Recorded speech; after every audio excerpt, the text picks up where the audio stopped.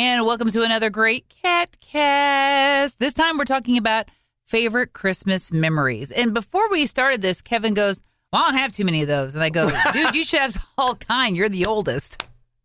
You've experienced more Christmases than me and Aaron. Many happy Christmases in my life. I was being bombastic. That's all. Facetious. That's all. I was facetious. That's another good word. Yeah. What he's meaning is there's so many magical Christmas mememories that he can't choose just one. Right. Thank you. Thank you, young Jordan J. That's exactly what I meant. Yes. Yeah. So, this the season. All right, well, kick us off. Well, I know Christmas at our house was always. My dad went out and got the Christmas tree. We bought it. We always bought it. Okay. We go out in some rinky-dink yard somewhere. Some guy was selling. Hey, you want to for a Christmas tree? Yeah. How much? $12 for this one. Hey. My dad would go. We take 10? We take a tenner? Yeah, we can do that. My dad was pretty good like that, so then we get it home, and my mom would complain about the needles in the house already. Yeah. Sure. So that was it. But, we generally, I'm telling you, I've seen old home movies of one of our Christmas trees. It made the Charlie Brown tree look good. It was really, it was the most ragged looking really thing. Really sparse, huh? Yeah, it was really, this is it. This is the tree. This thing is, you can barely call this a Christmas tree. It's very sad. Hey, but it's fine. It's what? It was the first Christmas tree. It's decorated. That's the only thing we can say about it's your it. Christmas twig. It's okay. A Christmas twig. It works. It's a good way to put it. It's my Christmas stick. Yeah, that works. Yeah. How about you guys? Well, I grew up on 120 acres, and so we would always go out with Dad and cut a tree. And I would always get mad because I'd pick a tree that was massive. Like, Dad would come home and Mom would be like, well, what's wrong with her? And he'd be like, well, she wanted this 30-footer. And I couldn't explain that's not going to fit in the house. We got a log cabin, all right? Yeah. We had high ceilings in the living room where it always was. But, yeah, I always wanted these giant monstrosities of trees. Yeah. And my dad's like, I ain't going to fit. And every time, that's not going to fit. That's not. Nope. I heard no so many times that it was breaking my little heart. So another thing my dad always did was he never went for like the picture perfect tree. Like, he always picture Christmas as these perfect trees. Everything's wonderful. It's full. And okay, nope. Ours always had like a half dead side. Turn that toward the wall, right? Exactly. Put it in the corner. Put it in the corner. Nobody's ever going to know. Dad, I know. No, you don't. It's going to be fine. You're going to put it in the corner. You're going to forget all about it. That was the only thing with decorating trees. We still have this thing. Whenever we're decorating trees, my wife is always like, okay, well, make sure you get some on the back there. Why? Nobody's looking at it. Nobody can say it can be completely bare. Nobody's going to notice that there are no decorations on there. I got to appreciate trees these days. So, like, my favorite thing about Christmas is kind of like it's the anticipation. It's everything that leads up to Christmas. Like, Christmas Day is fun. It's true. But, like, all throughout December. It's almost a letdown. Yeah, right? Yeah. Exactly. Oh, wow. Because, like, all this, the anticipation. all month long, you're building up to Christmas Day. And so, like, it's super fun in the anticipation of what you're going to get. Oh, my gosh, all the food that we're going to eat. Honestly, I love everything about Christmas time in general, but the lead up to Christmas is just so fun. And I also appreciate, too, some of the, like, Christmas trees we have nowadays, right? So I've never actually had, like, a real Christmas tree. Oh, I know. I never had a fake tree. I've always had a fake tree my entire life. I've never. My grandma and grandpa had a real tree, but again, not in our house. Like in our family household, we never had a real tree. Right. I don't know if just Dad didn't want to mess with the upkeep, to mess with. The upkeep of keeping the tree alive. You got to water it every day. Yeah, all of that. Yeah. And so I don't know if he wanted that, or probably also didn't want sap all over the carpets, to tell you the truth. But trees nowadays, they come in like 3 parts. You know what I mean? Where you can like attach them, you connect them, and then boom, and then you got to spread the branches out. We got one of those for my father-in-law. It's like the best invention ever. I mean, she's maybe a little 7-footer. She's not very big. But yeah, that comes in 3 pieces. I can literally put the tree together in 30 seconds and boom. But I will never forget. Ready for decoration. I will never forget during the holidays when it was not like that and you had 20,000 pieces to your fake tree. And somewhere along the line, Dad would be like, we're missing a J. There's a J missing. And like the whole tree's done. And there's like one little section that's not. He goes, where's the J? When I first moved out of my parents' house, I moved into this rental house on High Street here in Jeff City. and it was built in the late 1920s. Anyway, it had these very high. It was a neat brick house, 2-story, and it had this really cool, maybe 15-foot ceilings. I mean, massive. Yeah. Okay, so my mother, because I had this big picture window that looked out onto High Street, for my first Christmas there, she bought this big tree. It was like 8 foot, and not just that, but we're talking wide. Too. Big. And the tree was so big, it went through the alphabet and then started going into doubles. So double A, double B, double C, God. double D. Oh, yeah. I mean, it was huge. So full that you had like maybe this much space to put presents underneath the tree. I mean, it was. Yeah. Man. I loved it. I did, but did not have the room for it in the house we have now. So I gifted it to a friend who's got a fantastically fabulous house on Boonville See, that's Road. why you had to do that trick where it's like you don't do exactly like the bottom one. Right. You leave a little room for gifts, right? I know, but I look at it and be like, well, it looks weird. I know. I've Until you get the gifts out of the tree, you're like, this looks strange. I've said it for years that one of my biggest gripes with Christmas, and that's why I was so glad this year my wife put our tree up. Honestly, 3 pieces, boom, boom, boom, spread the wings, spread the yours branches. has wings. Wow. And then Kevin's is fancy. Spread the branches, and then she hung the Christmas balls, and it's done. But years past, I hated getting that box out of storage, and again, that's not this tree. We had other trees where, again, it was like 8,000 pieces, and then you have to put each individual branch in. Really? Why are you tormenting me? So this should be a joyful exercise, and it's not. I know. Okay? So that was but you know what you were saying, Jordan, about the anticipation? Yeah. I got to tell you, that is especially from a kid standpoint. Oh, my gosh. It's like, first of all, once December arrives, it is the longest wait in the year. It's like, oh my God, how am I supposed to wait more than 3 weeks for this? I know. I'm going to die. Again, we lived out in the middle of nowhere. So we'd always beg Dad, can we put lights on the house? Yeah. He'd be like, who's going to see the lights? Oh, we got a bunch of cattle out here. They ain't going to see the lights. And Mom goes, I wish we would have done that for you guys when you were kids. That that would have been an easy thing to do. And we never did it.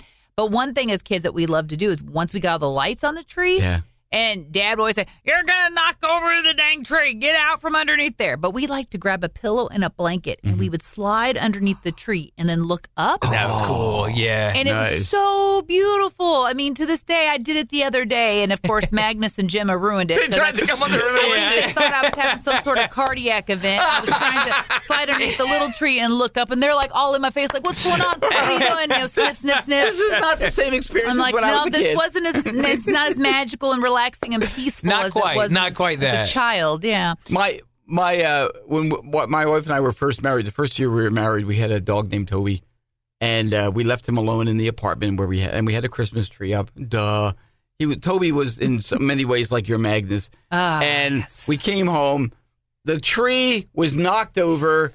There was crap all over. He had taken a dump all over the apartment, and here he is, and with the tree down, he's like, "Look what I did!" Oof.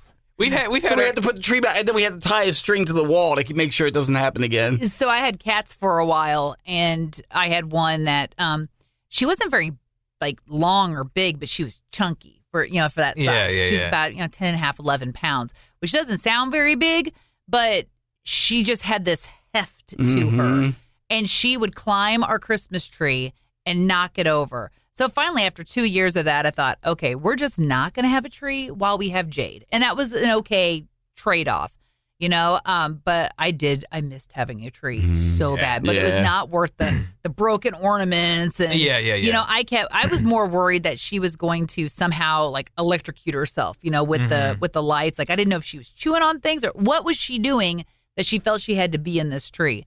But have you seen those high trees they sell? I've seen those now. They didn't have those. They're specifically for pets. It looks like a Grinch tree. Right. It's like you're like there's nothing until about halfway up, and then it's a tree. This is it. This is what it looks like, and it's so you see. I guess it's supposed to prevent Right. cats from which any cat worth their salt is still going to be able to get up there. Sure. That's not, absolutely. But that's what it looks like. Did you guys ever decorate your trees with tinsel? Jordan, did your family ever do that? Not really. I've seen some people do it. We have tinsel at the house. We normally we'll string tinsel around the.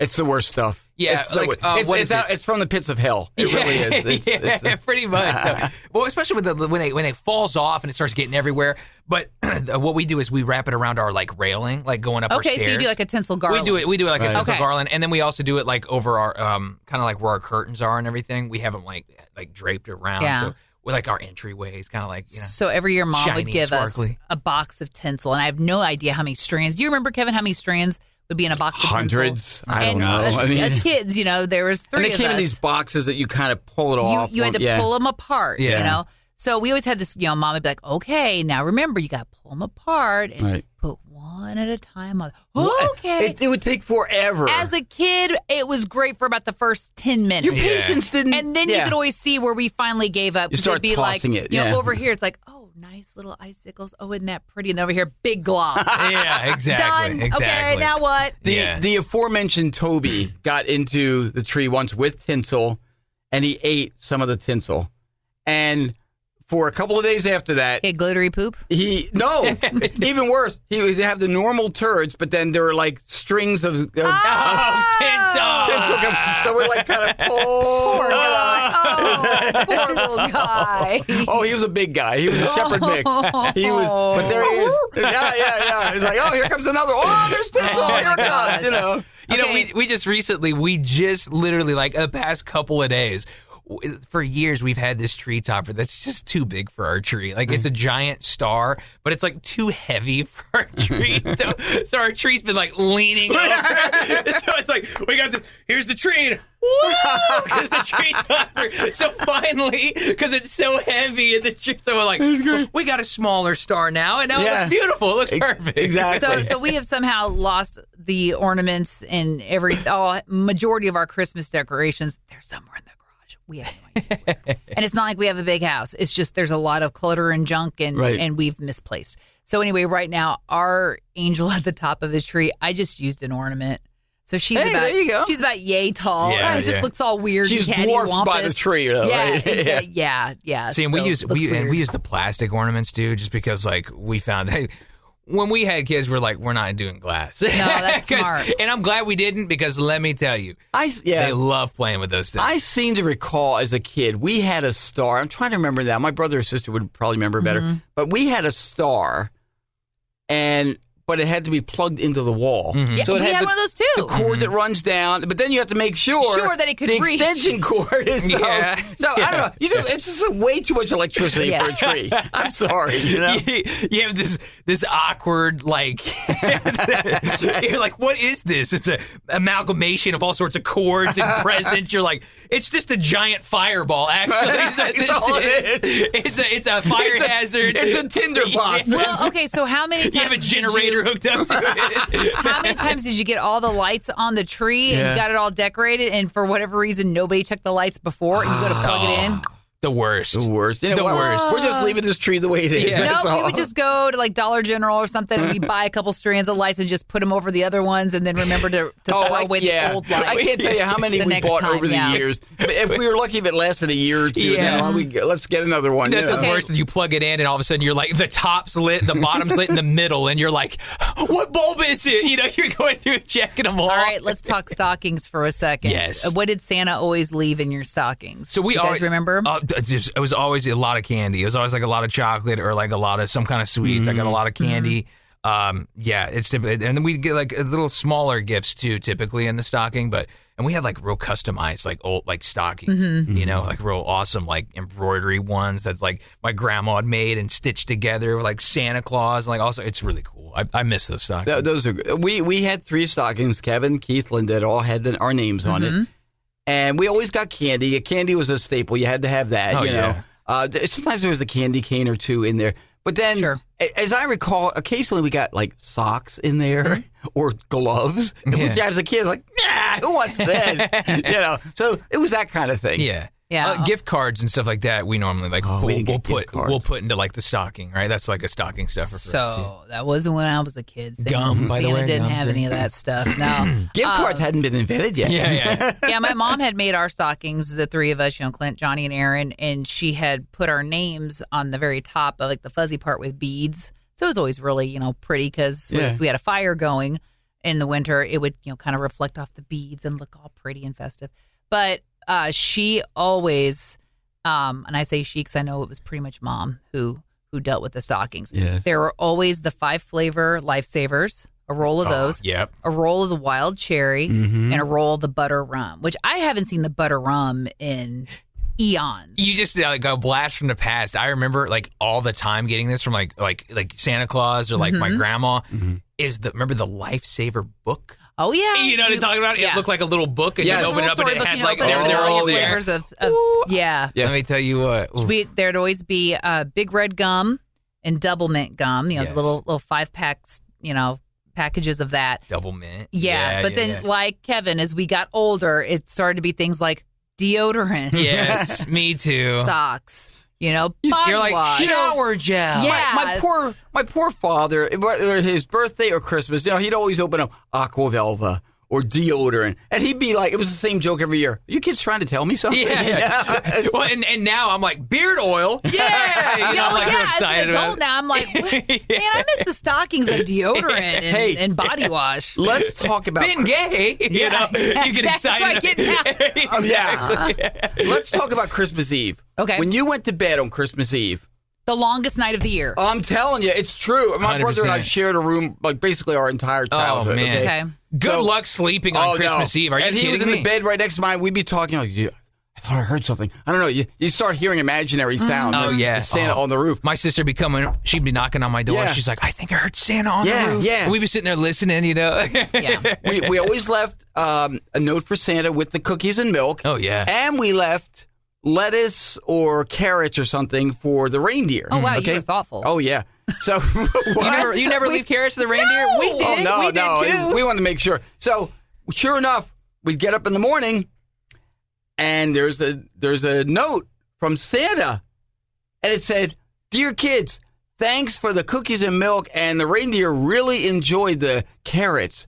Love, Santa." I go, he left us a note, and I got to tell you guys, his handwriting was a spitting image of my mother's. It was amazing. Did you open He and your her had the refrigerator same and see handwriting. those carrots again? Did you see those Did you open the carrots? fridge and see those carrots from the night before? No, they were actually half eaten. They were chewed. Yeah. So it was- There's one year we didn't have carrots, so we set out radishes, funny enough, for the reindeer. Radishes. They might like radishes. Once They ate it 'em. turned out to be that they're toxic to reindeer. Oh, God. Yeah. So- this just George is. killed the reindeer. Our rooms, mine was next door to my brother Johnny's, and our brother Clint was across the hall from us. So yeah, it'd be the same thing. Only Mom would always say, okay, Santa's not going to come unless you're in bed. So Clint was 9.5 years older than me. I'm the baby, and Johnny's the middle child, and so it'd just be like, okay, well, Mom said we had to stay in bed, so it'd just be like loud whispering. Did you hear something? Like, we really think we're being quiet. Yeah. No. Did you hear something? Maybe. It's just. And We thought we were being really stealth. Yeah. when morning came, you knew. I mean, like, okay, we would routinely get up at like 5 in the morning. Okay, you couldn't do that for a school day. Oh, I No. know. But I know. 5 in the morning. But for Christmas or Saturday morning cartoons, we were up with the roosters. We would go into my parents' room. It was like, "Hey, Mom, Dad, it's Christmas morning," and my dad was like, they're bleary eyed because in many cases they were up almost all night, putting a bite together and putting something together. So they've only been in bed for like an hour, man. Right. My dad was like, okay, you all go back to bed. 6 o'clock. I don't want anybody up before 6 or whatever. Oh, you do that too. I don't want to go back to It'd be bed. 4:30 a.m. We're like, all right, we've waited long enough. Santa has his opportunity to be here now. I know the gifts are there. Well, sorry are you about okay, that. Aaron? Jordan banged I'm sorry. the counter, and my phone did not like that as it's sitting on a roll of We thought toilet Aaron paper. really did have a coronary there. No, but kind of no. felt like I did. But yeah, no, that's yeah, exactly.